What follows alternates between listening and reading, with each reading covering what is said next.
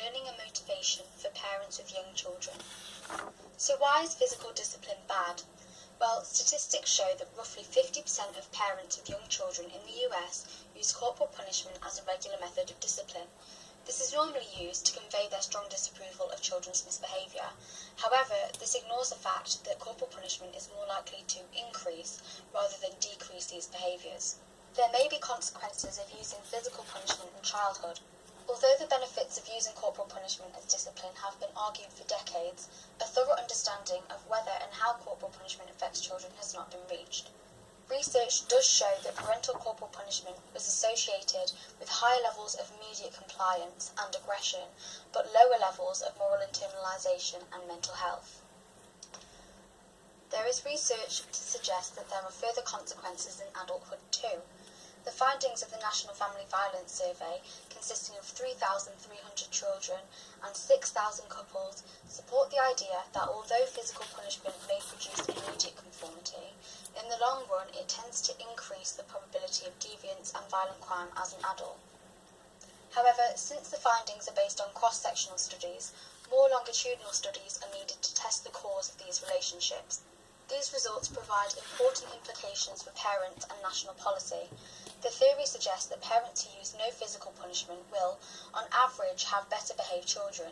Therefore, if parents avoided using physical punishment, we could achieve a society with lower levels of crime and violence.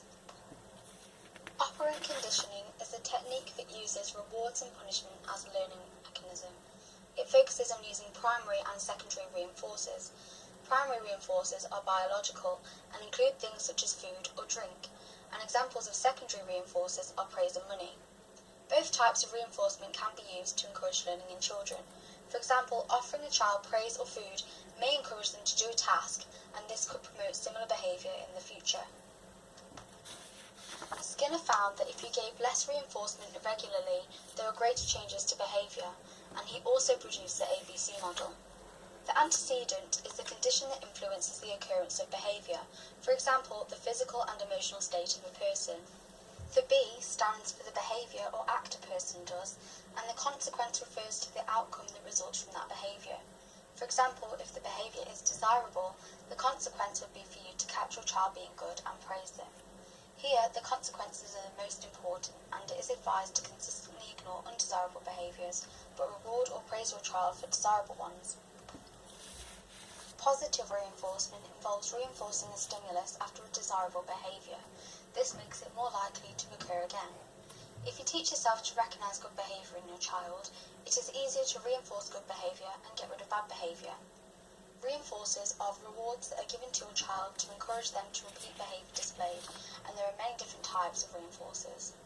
Token reinforcers are points or tokens that are given for desirable behaviour, and these can be exchanged for something better later on.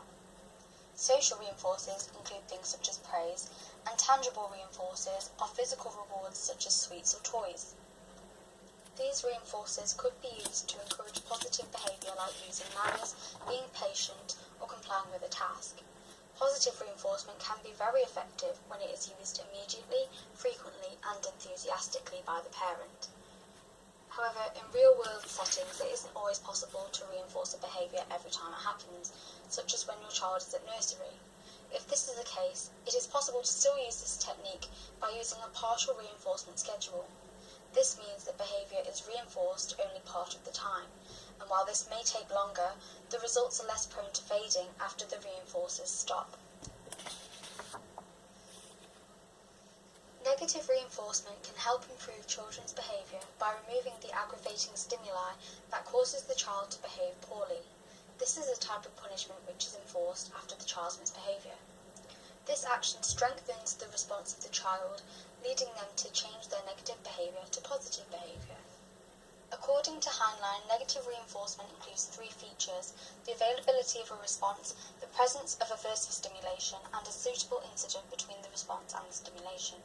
One example of negative reinforcement is to take away the negative stimuli that causes a child to misbehave, such as removing them from the company of another child if they're not playing sensibly.